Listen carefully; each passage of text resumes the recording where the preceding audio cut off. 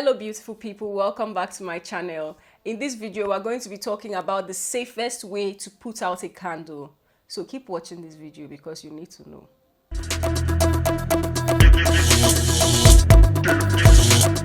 So before we go into talking about the safest way to put out a candle, let's talk about how not to put off a candle. Never, ever, ever, ever, never, ever, ever, never. A few moments later. Put out a candle with water.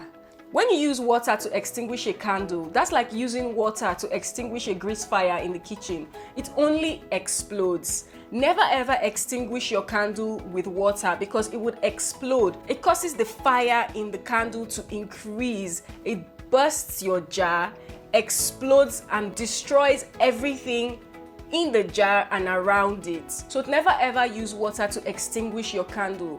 What you want to do is blow it out gently, because blowing it out too hard can cause wax to splatter everywhere, even on you.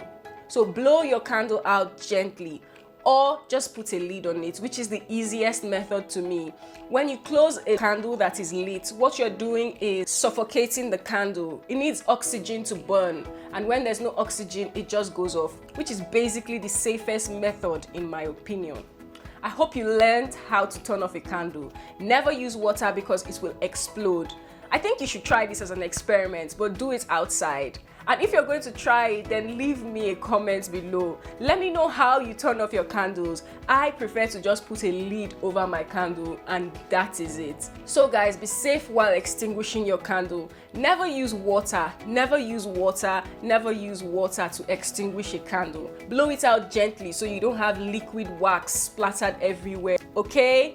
Like this video and subscribe if you learned anything new today. I love you. See you in my next one. Bye.